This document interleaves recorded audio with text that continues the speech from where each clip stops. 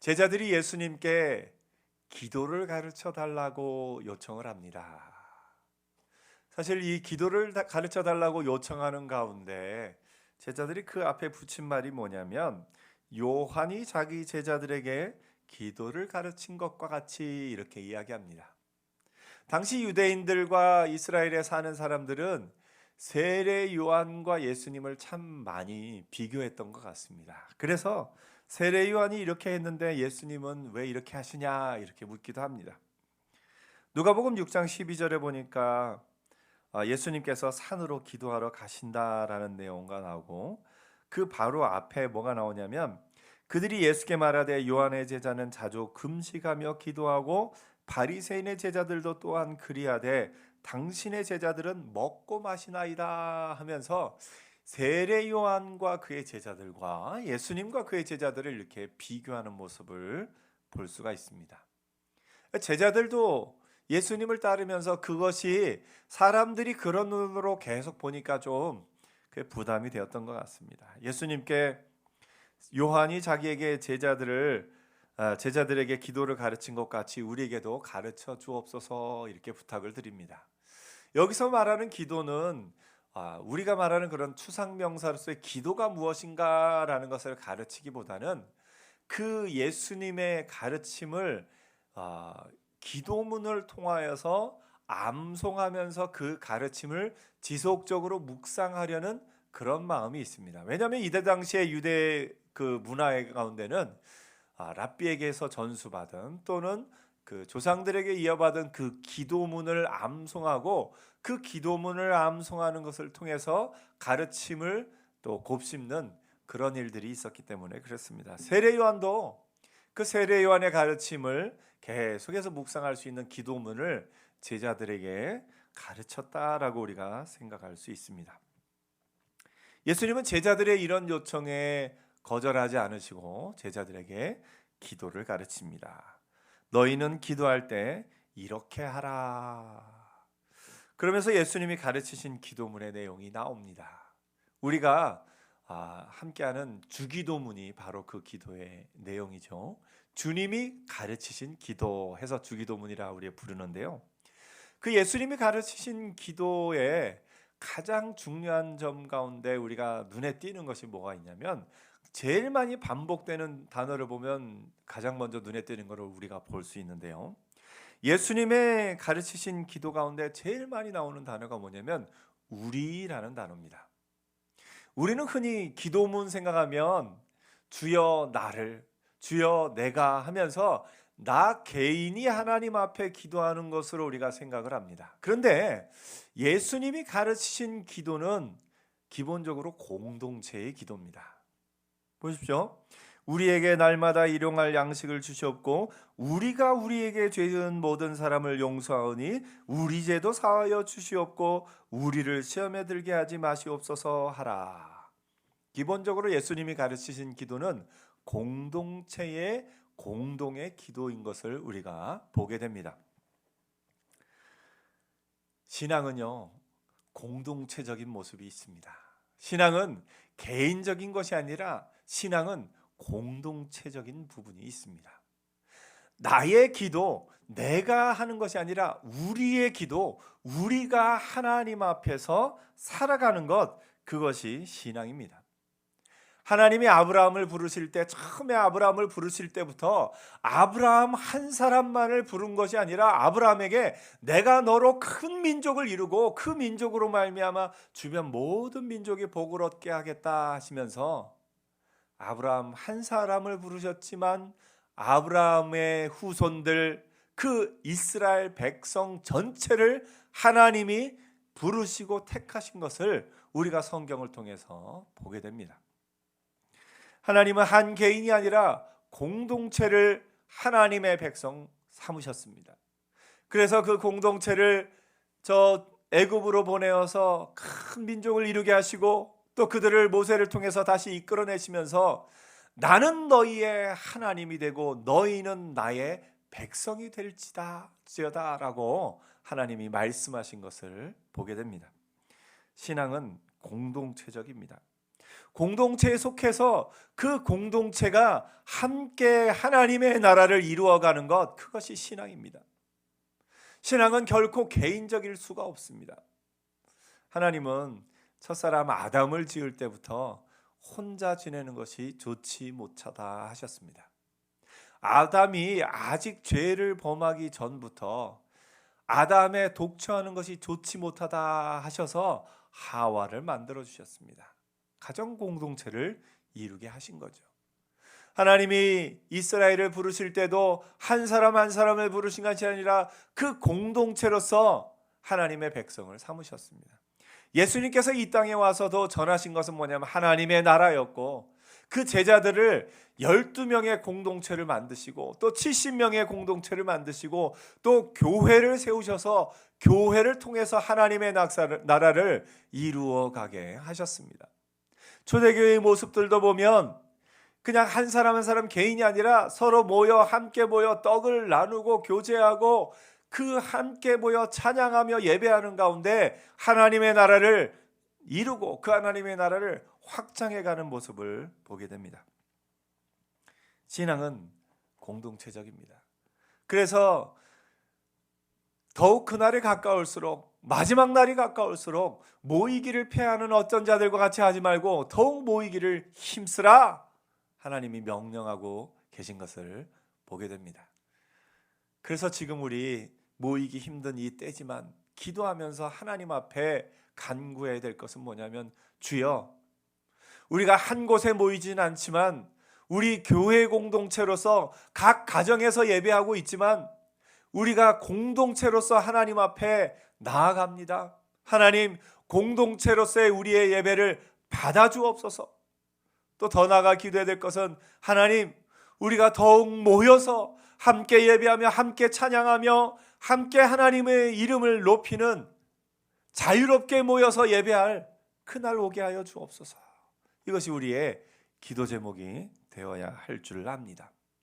예수님이 가르친 기도를 들으면서, 예수님의 가르치신 기도를 보면서 우리가 가장 먼저 생각해야 될 것은 기도, 또 하나님의 나라, 이 모든 것은 공동체 가운데 이루어져 가고 있다라는 겁니다.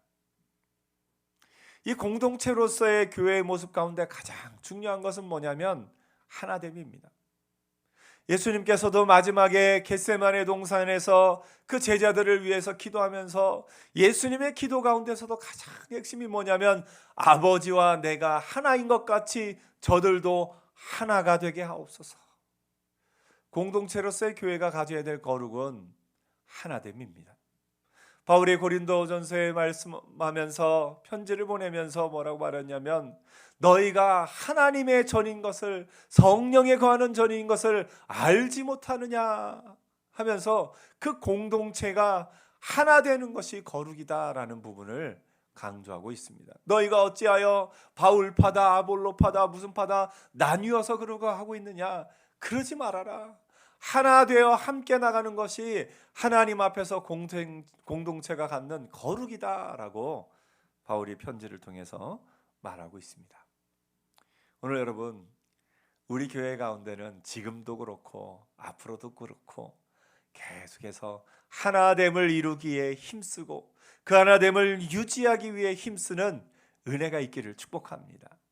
그 하나됨을 유지하기 위해서는 한 사람 한 사람이 나를 죽이고 예수의 이름을 드러내며, 한 사람 한 사람이 내 주장을 내려놓고 하나님의 말씀을 근거로, 하나님의 말씀을 중심으로 나아갈 때 공동체가 하나 될 수가 있습니다. 안타깝게도 어떤 사람은 그 사람이 가는 곳마다 공동체를 분열시키는 사람이 있습니다. 참 안타깝게도 그가 열심은 있으나 그가 가는 곳마다 분열되고 있다면 그는 하나님의 도구로 사용되고 있지는 않다라고 볼 수 있습니다. 하나님은 예수님께서 둘로 가운데 막힌 것을 그 가운데 담을 허사 하나 되게 하신 분이 예수님이시고, 하나 되게 하시는 것이 예수님의 능력입니다. 오늘 우리가 믿음 안에, 예수 안에 거하는 우리가 할 일은 뭐냐면 하나됨을 이루기 위해 힘쓰고 하나됨을 이루며 나아가는 겁니다. 그것이 공동체의 거룩입니다. 그래서 여러분이 기도해야 될 것은 하나님, 제가 속한 공동체의 하나됨을 위해 쓰임받는 사람 되게 하옵소서. 쓰임받는 사람 되게 하옵소서. 사실은요, 공동체는 편이 나눠지는 게 정상이기는 합니다. 왜냐하면 사람들이 저마다 자기 기준이 있고 자기 생각이 있고 자기 좋아하는 선호도가 있기 때문에 몇 사람이든 모이면 어떤 주제를 가지고 얘기하면 나는 이 편, 너는 저 편 나눠질 수밖에 없어요. 어떤 주제건 간에 사람들을 하나로 모을 수 있는 주제, 그거 생각보다 없습니다. 사람들은 어느 주제에 관해건 이야기하다 보면 서로 나누어지고 의견이 달라질 수밖에 없습니다. 그것을 하나로 만드는 것 자체가 기적이지요. 언제 하나가 됩니까? 하나님의 말씀 앞에서, 예수 그리스도의 이름 앞에서 하나가 되는 겁니다. 그게 기적입니다. 믿음의 공동체는 그래서 날마다 기적을 이루는 공동체, 기적을 경험하는 공동체입니다. 교회는 어떤 것이 되어야 되느냐?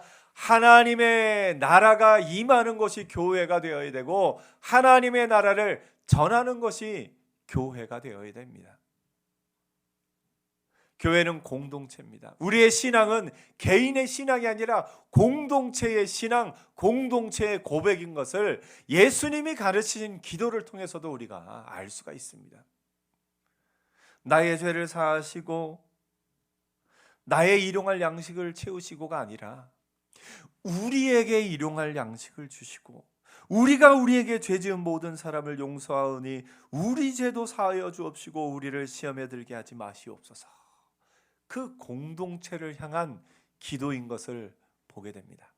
주님이 가르치신 기도가 그 교회 공동체를 위한 기도인 것을 보면서 우리의 마음이 나 개인의 삶이 중심이 아니라 하나님이 기뻐하시는 그 공동체를 이루고 그 공동체 가운데 하나님의 말씀 안에서, 뜻 안에서 하나됨을 이루기 위해 힘쓰는 믿음의 사람들 되기를 축복합니다. 예수님이 가르치신 기도의 내용 가장 먼저 이렇게 시작합니다. 아버지여 이름이 거룩히 여김을 받으시오며, 두 번째는 나라가 임하시오며, 세 번째는 우리에게 날마다 일용할 양식을 주시옵고. 처음에 이 세 가지를 보면서 우리가 생각하는 것이 있습니다. 여러분, 세 가지 하면 무엇이 떠오르나요? 뭐 여러 가지가 떠오르겠지만 예수님이 가르치신 이 기도를 보면서 이 세 가지는 정확하게 예수님이 시험 받으신 세 가지 내용입니다. 예수님이 시험 받으실 때 사단이 와서 예수님을 무엇으로 시험합니까? 하나는 이 돌들을 떡덩이가 되게 하라, 경제적인 시험입니다. 또 하나는 천하 만국의 영광을 보여주며 나에게 절하라, 그러면 내가 이것을 너에게 주리라, 정치적인 시험입니다. 또 하나는 성전 꼭대기에서 뛰어내리라, 천사들이 너를 붙잡아 줄 것이다, 나 개인의 이름을 내기 위한, 개인의 어떤 화려함을 드러내기 위한 그런 시험인 것을 보게 됩니다. 사단이 사람들을 이것으로 많이 유혹을 합니다. 그래서 사람들이 이 사단의 유혹에 넘어가서 사단이 이것을 쥐고 흔들면 그것을 쫓아서 달려갑니다. 그것이 무엇입니까? 경제적인 시험, 정치적인 시험, 그리고 어떤 나 자신이 드러내길 원하는, 스타가 되고 싶어하는 그런 현대인의 마음이 이 세 가지에 들어가 있습니다. 그것을 어떻게 보면 어떤 사람은 그것을 프로파간다라고 표현하기도 합니다. 자기 과시, 나를 PR하는 것, 그것을 프로파간다라고 하죠.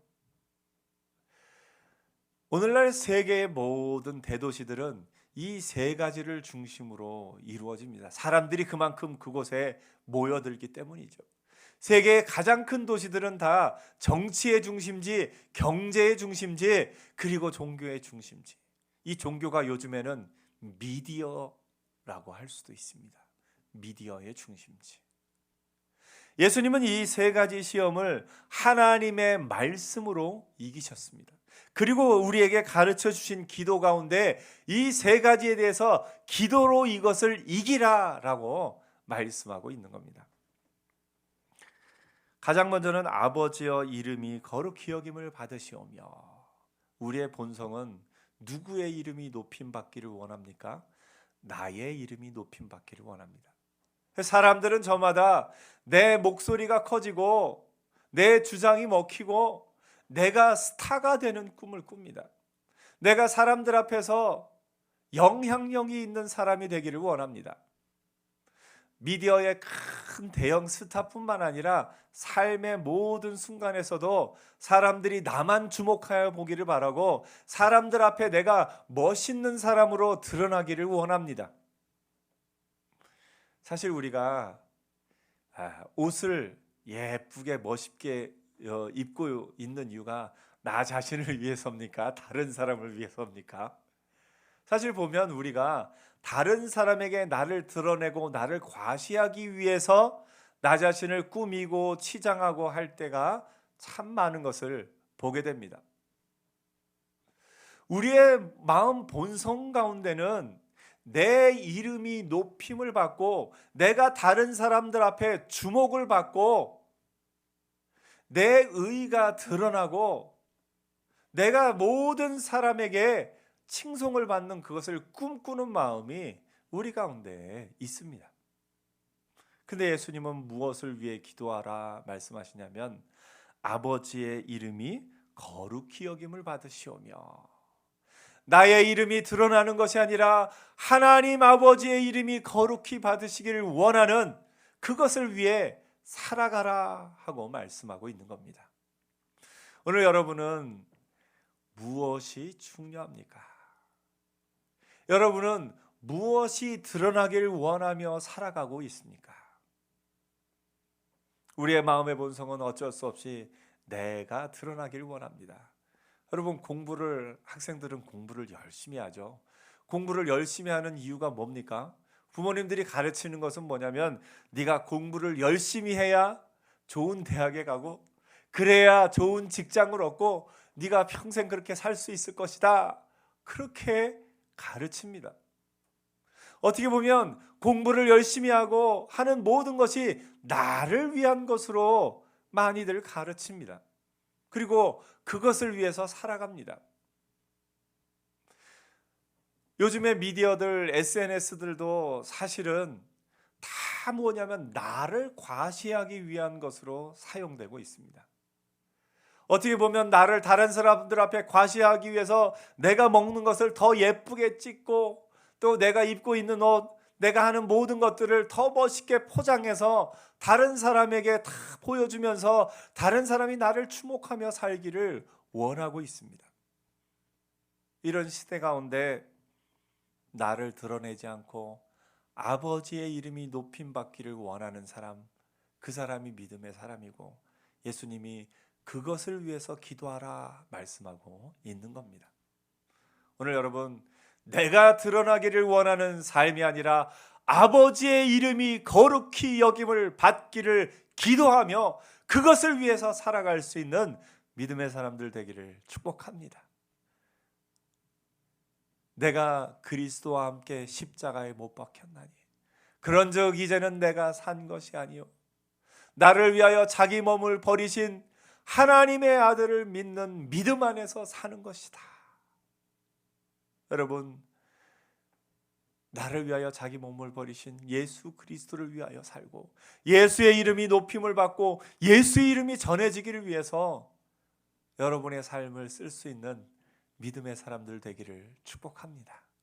우리의 마음의 근원을 살펴보면서 내가 나의 이름이 거룩히 여김을 받으려고 나의 이름이 드러나려고 했던 행동들 한번 돌아보시면서 하나님, 내 마음의 소원을 바꾸어 주옵소서. 내 마음의 소원이 나의 이름이 거룩히 여김을 받는 것이 아니라 아버지의 이름, 예수의 이름이 거룩히 여김을 받는 삶을 살게 하옵소서. 학생들이 공부를 할 때 내가 잘 되기 위해서가 아니라 내가 공부를 열심히 함을 통해서 아버지의 영광이 되고 하나님 아버지 앞에 쓰임 받는 사람이 되기 위해서 공부를 하는, 사업을 할 때도 내가 이 사업을 해서 내가 내 돈을 많이 벌어서 나를 위해서 돈을 많이 버는 것이 아니라 하나님의 나라와 하나님 아버지의 뜻을 위해서 이 돈을 벌어서 아버지의 뜻대로 쓰기를 원하나이다. 아버지의 이름이 높임 받으시길 원하나이다. 그 마음의 소원. 직장에 가서 열심히 일하면서 직장 상사에게 또 직장 가운데 인정받기를 원하는 마음이 그 인정받음을 통해서 내가 드러나는 마음이 아니라 하나님의 사람이 이렇게 열심히 산다 하는 것을 통해서 아버지의 이름이 거룩히 여김을 받으시기를 원하나이다. 그 마음의 소원으로 학교에서, 직장에서, 가정에서, 삶의 모든 부분 가운데 아버지의 이름이 거룩히 여김을 받으시기 위해서 살아가는 믿음의 사람들 되기를 축복합니다. 예수님이 그걸 위해서 기도하라고 먼저 가르치시네요.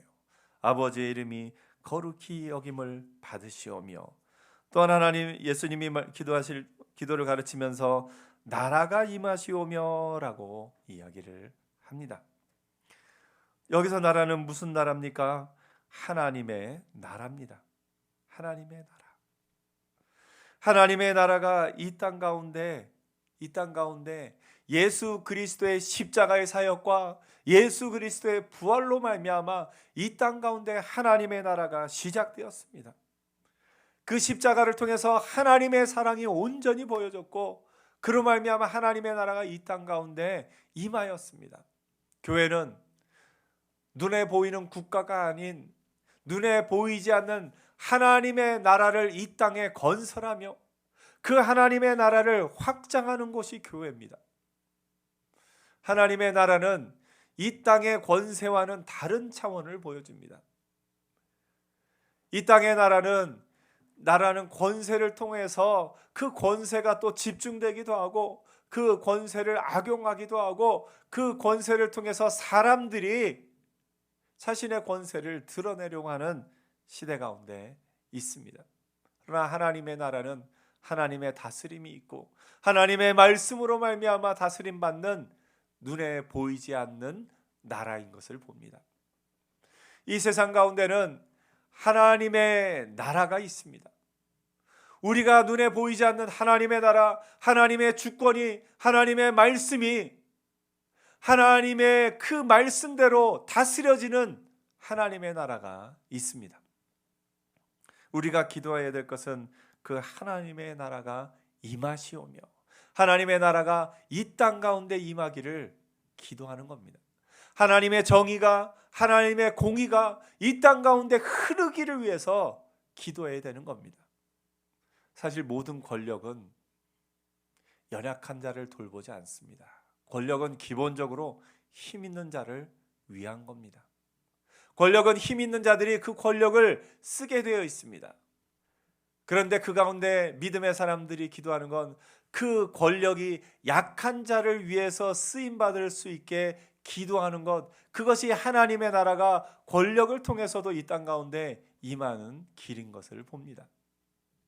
그래서 이 땅 가운데 하나님의 나라가 눈에 보이지 않는 하나님의 나라가 이 땅 가운데 임함으로 말미암아 하나님의 다스리신 가운데 저 연약한 자들에게도 또 고통받는 자들에게도 그 복음이 전해지는 것, 그것이 이 땅 가운데 임하는 하나님의 나라인 것을 봅니다. 우리는 하나님의 나라 대사들입니다. 하나님의 나라를 이 땅 가운데 전하며 확장하고 하나님의 나라가 이 땅 가운데 이루기 위해서 이루어지도록 하나님의 나라가 이 땅 가운데 임하도록 살아가는 사람들입니다. 그래서 모든 권세가 있을지라도 그 권세 가운데 하나님의 뜻이 이루어지도록 그것을 위해서 기도하며 나아가는 것, 그것이 교회의 사명인 것입니다. 오늘 여러분, 이 땅 가운데 여러분을 통해서 여러분의 가정 가운데, 여러분의 공동체 가운데, 모든 곳 가운데 하나님의 나라가 임하기를 축복합니다. 세상의 권세, 악한 권세가 아니라 하나님의 나라가 온전히 우리 삶을 다스리며 온전히 이 나라 가운데 하나님의 말씀에 의한 하나님의 공의와 하나님의 정의가 이 땅 가운데 흐르도록 그것에 쓰임받는 믿음의 공동체들이 되기를 축복합니다.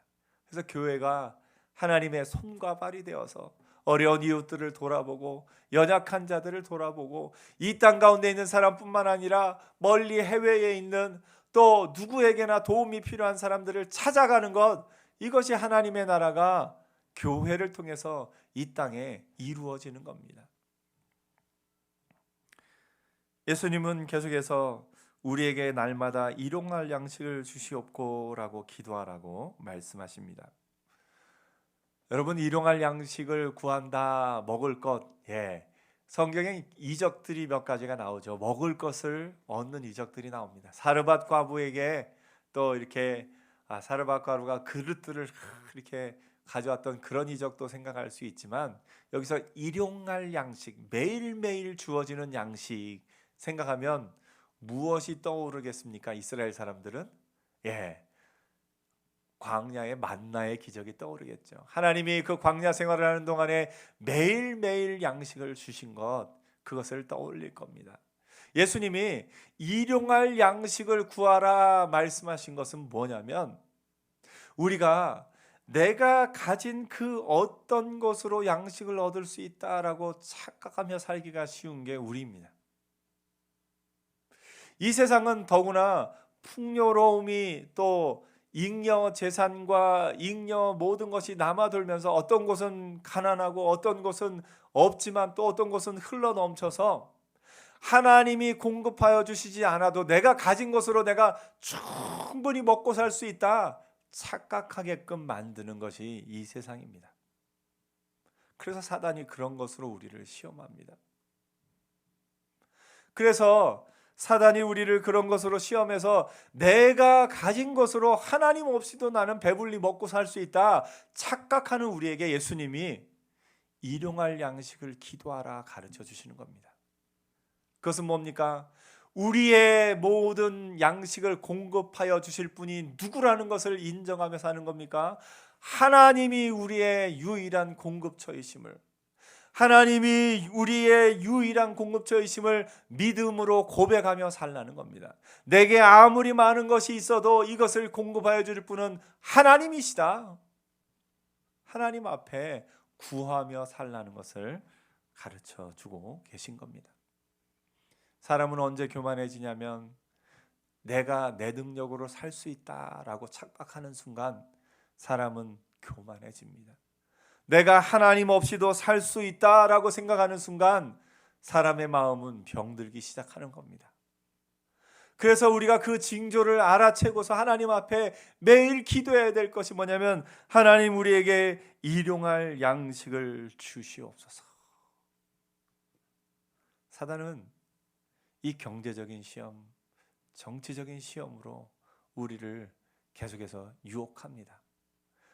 사단이 우리에게 유혹하는 건 하나님 없이도 내가 너희를 배불려 주겠다, 하나님 없이도 내가 너희를 먹고 살게 해주겠다. 사단이 우리를 유혹합니다. 그럴 때 우리는 믿음으로 고백해야 됩니다. 오늘 내가 먹고 사는 것 전적으로 하나님이 주시는 겁니다. 하나님이 주시는 것으로 우리가 살아가고 있습니다 라고 늘 고백해야 되는 겁니다. God is the only provider. 하나님이 우리의 유일한 공급자가 되심을 믿음으로 고백하며 나아가는 겁니다. 오늘 여러분, 예수님이 우리에게 가르치신 기도는 이 사단이 우리를 흔들어 놓는 것을 기도로 이기라 말씀하고 있는 겁니다. 가장 먼저는 나의 이름이 거룩히 여김을 받는 것이 아니라 누구의 이름이요? 아버지의 이름이 거룩히 여김을 받으시오며, 나에게 권세가 있어서 내 마음대로 사람들을 좌우하는 것이 아니라 아버지의 권세로 아버지의 나라가 이 땅 가운데 임하시오며, 내가 가진 것으로 또 그것으로 내가 충분히 나를 먹여 살릴 수 있다 착각하는 것이 아니라 아버지가 공급하여 주시는 것으로 내가 오늘 하루도 사나이다 고백하는 것, 이것이 믿음의 고백이어야 함을 예수님이 기도를 통하여서 가르쳐주고 계신 겁니다. 오늘 여러분, 예수님의 이 기도의 고백이 우리의 삶에 가득하기를 축복합니다. 나의 이름이 아니라 아버지의 이름이 거룩히 여김을 받으시오며, 나의 권세가 아니라 아버지의 나라가 이 땅 가운데 임하시오며, 내가 스스로 나를 먹여 살릴 수 있는 것이 아니라 아버지가 공급하여 주시는 것으로 내가 오늘을 살고 있나이다 고백하는 믿음의 사람들 되기를 축복합니다. 주님이 가르치신 기도가 우리의 삶에 매일매일 계속해서 반복되고 그 기도대로 살아서 하나님의 자녀로, 하나님의 백성으로 사는 저와 여러분 되기를 축복합니다. 기도하겠습니다.